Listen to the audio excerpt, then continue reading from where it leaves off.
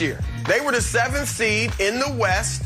And that was with Kristaps Porzingis, his second guy, missing 18 games. He took them to the playoffs. They were only like 2.5 games out of 4th place last year. So what was the aberration was the slow start this year. And I think that's because Luka just wasn't in shape. And now he's in basketball shape.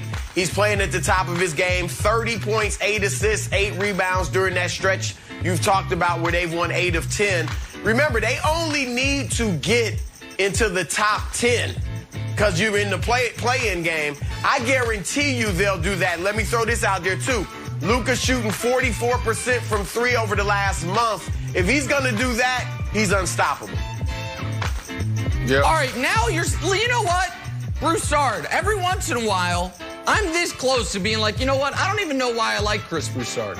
All his takes are just so bad. And then he comes out with a gem on Luka. It was great. It was just great take. Almost everything he said is right. I'm just going to add this. Of course, he proved it last year. They're not going to be in the play-in. They're going to continue to win. They've won 8 of their last 10. And I had to listen during the break to Broussard and Brandon both just paint beautiful tapestries about tell me who's playing better than James Harden over the last month. This guy who's averaging 32, 8, and 8. And over the last 10 games, shooting 47% from 3. On the season now, 36% from 3. He is arguably, now that he's in shape, and I typically, Brandon, would hold the beginning of the season against him for being out of shape. But we don't hold anything against anybody. That's unfair. He didn't quit on the Mavs. He was just a little overweight, so who cares? So listen, Luka MVP, I suppose. No, Luka got to be in the MVP discussion. He didn't quit on the Mavs. He just overate on the Mavs. So who cares? Of course he can carry them into the playoffs. Yeah. I mean, I'm just saying. That's all I'm saying, Brandon. So, yeah, of course he can. Disappointed in you, Nicholas. Come on, brother. Look, it's not all about scoring a basket. James Harden is not only scoring, averaging 25 points, but his assist is bringing in 25 points. That's why James Harden is playing better than Luka. But if we're going to talk about Luka, then the answer is yes, absolutely. This is what happens when you're a top 5 player. He's that good. But we've seen this before. Now, how far they go is going to be determined by another guy on this team, and that's Porzingis. Porzingis, 7'3". Hopefully his frame can hold up just a little bit. You know the liability around Porzingis. It's his defense and it's his health. If he can hold up, this could be a dangerous team once they get in. Because Luka will get them in the playoffs. Luka may be able to win them 2 or 3 games, but that's it. You're 100% right, Brandon. Porzingis played 20 games. He's missed 13. He's back. He's playing well. He's giving about 19 and 8, and that's what Luka needs, another guy. They were so desperate for more scoring. That's why Myles Garrett's tweeting out to Mark Cuban like, hey, you need a big guard. I know you're missing Porzingis, and bring in old Myles Garrett in his Jurassic Park T-shirts. So now that Porzingis is back, Luka will play better. See that Myles Garrett jumping up? That was like 34-foot box jump yesterday. Wearing Jurassic Park incredible. That's it. You guys see Zion last night? Let's talk some New Orleans. He was so good again. 26-10. Pelicans took down the NBA's top team, the Utah Jazz. Hey, Broussard, was last night more about Zion and the Pelicans' win or Utah's loss?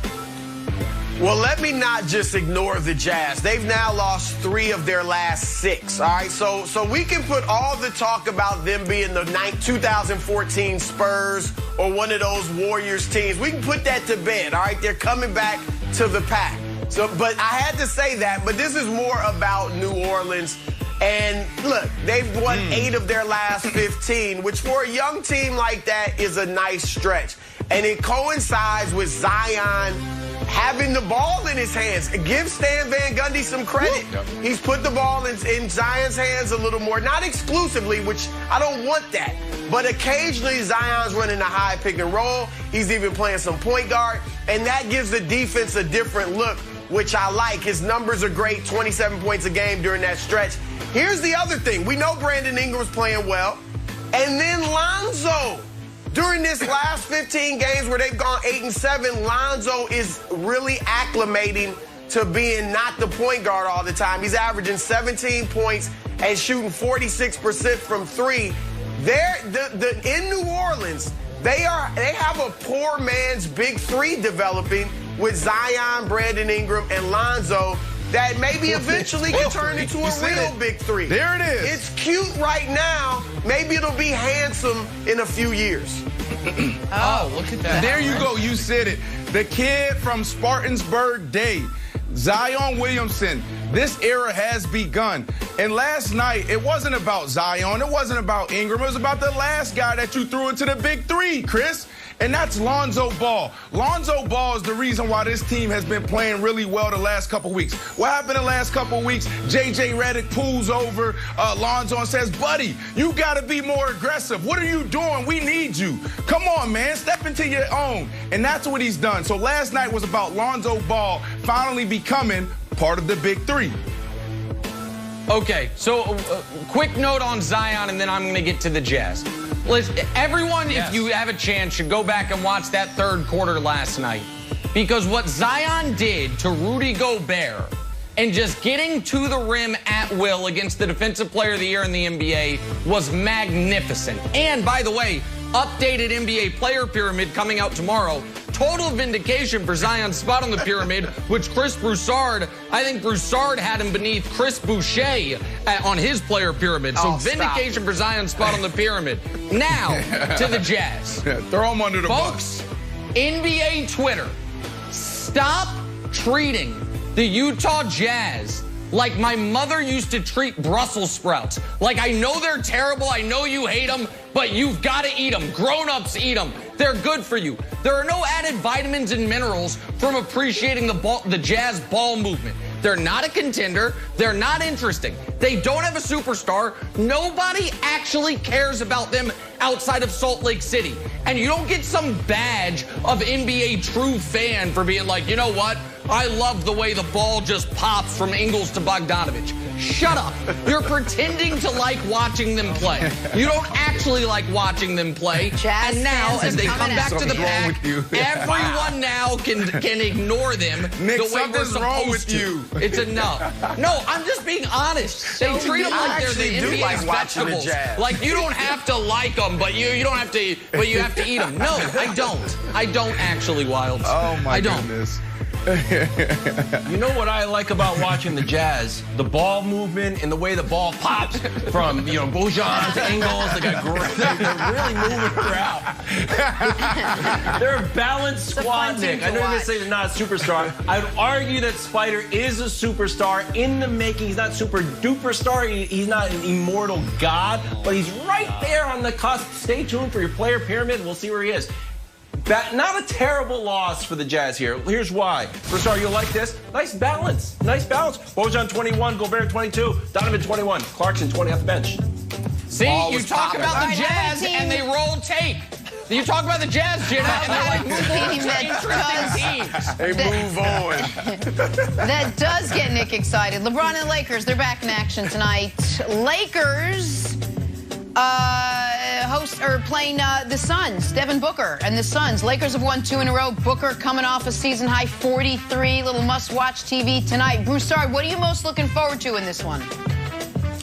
Well, look, the Suns are the hottest team in the league right now, so I want to see the Lakers play against them. Look, they beat up on a Portland team that was struggling in the midst of a 4-game losing streak. Golden State's up and down. This will be a better test for these Lakers without AD. Devin Booker has been rejuvenated since he's landed on the All-Star team, so I want to see him go off. And Dennis Schroeder versus Chris Paul. 2 little feisty guards going at it. That'll be a lot of fun. Oh, feisty. Yeah, Chris Paul, by the way, top 3 MVP candidate, unlike James Harden, Chris Paul. I'm excited for this game for a couple of reasons. When the Lakers were in their 4-game swoon, I said on this show, they're going to win 4 in a row headed into the All-Star break. This would be win number 3. Also, when the Lakers win tonight, their final game before the break will be against the Kings. It'll be very nice. Right before the break, the Lakers can get Luke Walton fired, and they can play against him in his final game ever coaching in the NBA. So that'll be good, too. So Lakers win tonight. They beat the Kings tomorrow. They go into the break on a 4-game winning streak. Shots Nick, fired wow. all over the place this morning. The Suns are insanely hot. and the Lakers don't have a chance. Your boy LBJ is going to have to drop 50 if he wants to win. They're not only insanely hot. You got to think about the mentality. It's almost like what Steph Curry said. Steph Curry said, like, wow, when teams play us, they still remember what we did to them. They still remember how dominant we were. That's the Lakers. The Lakers are going to get every team's best shot. They don't have AD, and they're insanely hot, so the Lakers don't have